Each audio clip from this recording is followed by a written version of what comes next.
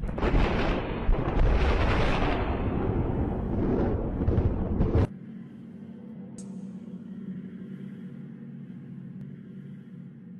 importance of emotions in our life. From small we have learned that there are positive emotions and negative emotions. This has made us to see the negative emotions as something that is bad.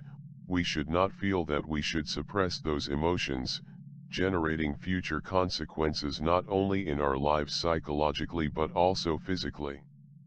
You need meaning to the concept we have with them, giving them the opportunity to surface in our being, not as something negative but as part of an energy that leads us to the discovery of our own selves and our potential to create something from emergence of them. Sadness, Buddha. The sadness could be defined as the feeling of being afflicted with feeble-minded, devoid of illusions, desire to mourn as a result of an adverse event. According to Chinese medicine, sadness is the emotion of the lung, decreasing the qi and produces a deficiency in our respiratory functions, generating long-term heart problems, liver and spleen. Also it produces general fatigue, not receiving enough air in the room, and takes away the power source.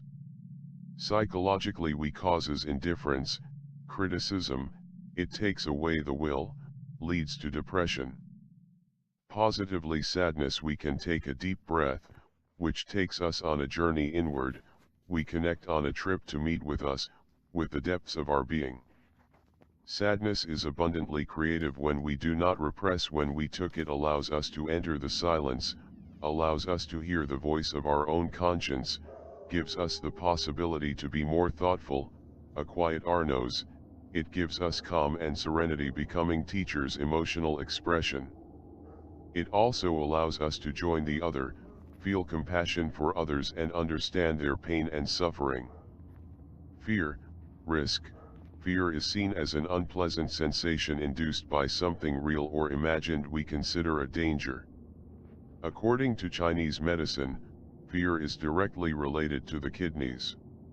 Like sadness, it lessens our qi or vital energy, weakens the knees and our ability to hold urine or stool.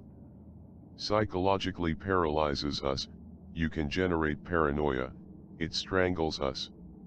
When we freeze, fear becomes our armor, it alienates us from the world so we lose the connection with others. When we use fear positively, promotes learning in confidence and prudence, makes us more cautious people, allows us to recognize our limitations and protects us.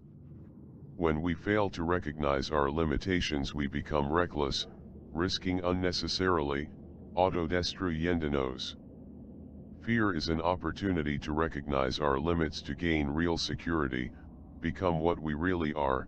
If I explore my limits I am able to transcend and continue my growth process. It teaches us about trust. If I learn to trust I can restore my identity and self-esteem to achieve happiness. Anger is considered a feeling of anger and violence. Anger is the emotion of the liver, in this case makes the qi increase, but drainage affects the functions of the liver, causing headaches, dizziness, or even brain hemorrhages. Anger affects our liver function, gallbladder, skin rashes, and results in different allergies. Psychologically it is the emotion that severs, produces resentment, irritability, aggressive behavior. When we repress, anger becomes hatred, resentment, bitterness. Positively, anger leads us to our self-affirmation, gives us the tools to assert our own dignity, expands us, it gives us the strength to defend our territory, to find justice and balance. When we use it as an ally, allows us to assert ourselves creatively, it becomes heroism, well channeled gives us the possibility of leading collective processes. When properly channeled allows us to assert our rights, assert our territory. Anger produces an energy that goes into our liver and heart, giving strength to self-realization. Allows us to define the limits of our physical and psychological space, it supports us in determining our needs and the needs of the other, also allows us to react, take action against the danger. Obsession. Obsession is fixed in the mind of a person who constantly disrupts the idea. In Chinese medicine it is related to the spleen, causing tiredness, lack of appetite, anemia, diarrhea, tight energy, generates phlegm, excess mucus, anxiety, stiff shoulders and neck, lung power blocks. Psychologically leads to compulsive behaviors. Feeling disturbs our mind that we cannot free ourselves from the idea or image. We entails repeating the same actions. We are trapped in the prison of obsession. If we learn to channel it positively, gives us the ability to use the information to analyze and solve problems.